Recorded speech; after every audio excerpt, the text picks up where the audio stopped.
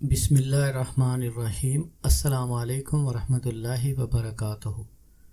जो औरत सास, नंद और शोहर के जुल्म से परेशान हो तो सुबह उठते ही बस ये एक अमल पढ़कर एक मर्तबा फूंक मार दें, इंशाअल्लाह तमाम ससुराल वालों की आंखों पर ऐसा पर्दा पड़ेगा कि सबके रवैये बदल जाएंगे और हमेशा आपके सामने जब भी सामने आएंगे, जब भी सामने पेश होंगे, शदीद मोहब्बत करेंगे और आपकी ज़िंदगी सुकून के साथ गुजरेगी।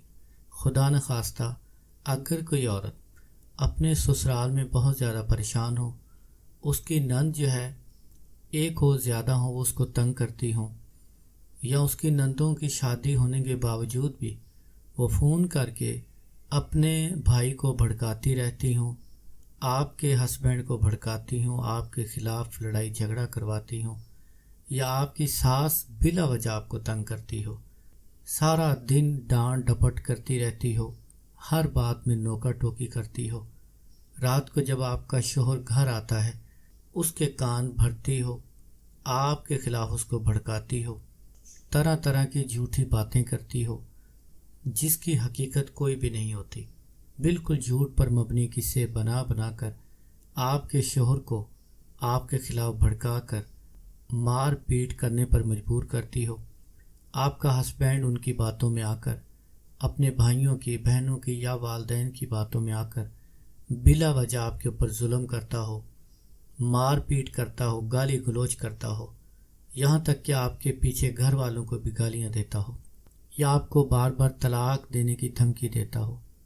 आप मजबूर हैं इज़्ज़त के हाथों, अपने घर वालों के हाथों अपना घर आबाद करना चाहती हैं और आपको लगता है कि आपका वाकई ही कोई कसूर नहीं है, आप उनके सामने बदतमीज़ी नहीं करती, आप हक पर हैं, हक पर होने के बावजूद भी आप बड़ों के सामने कोई बदतमीज़ी, कोई बदज़ुबानी नहीं करती, तो ये अमल आपके लिए है, आपको इस अमल की इजाज़त भी है।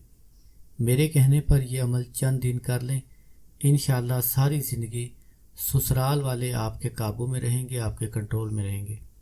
आप जो चाहेंगी, जैसा चाहेंगी, वो घर आपके इशारों पर चलेगा। लेकिन एक बात का ख्याल रखें, बिला वजह अपने शोहर को वालदैन के ख़िलाफ़ भड़काना, उसके बहन भाइयों के ख़िलाफ़ भड़काना, ये बहुत बड़ा गुनाह है, इससे भी आप बचें। इस तरह आपने हरगिज़ कोशिश नहीं करनी, वालदैन से बच्चों को जुदा नहीं करना।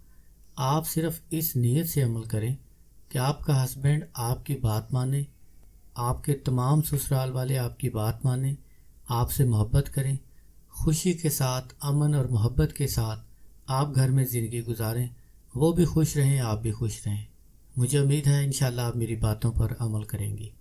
अमल का तरीका ये है कि जैसे ही आप सुबह फजर की नमाज के लिए उठें तो आप सूरत यासीन की आयत नंबर 9 सिर्फ 12 मरतबा पढ़ें। वजअलना मिन बैनि ऐदीहिम सद्दन व मिन खल्फिहिम सद्दन फ़अग़शयनाहुम फ़हुम ला युबसिरून।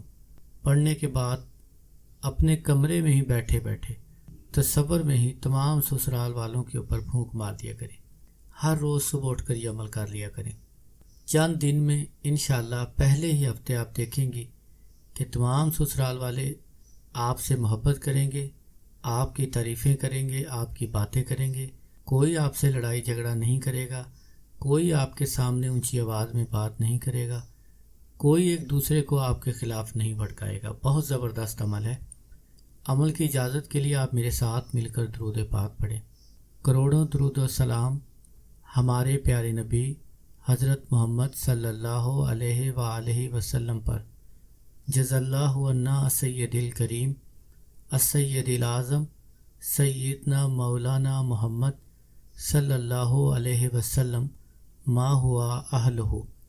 मेरी दुआ है अल्लाह करीम आपके घर को, आपके घराने को आबाद रखे, अल्लाह करीम आपको खुशियाँ अता फरमाए, अल्लाह करीम आपका घर हमेशा आबाद रखे, अल्लाह करीम आपको हमेशा खुश रखे।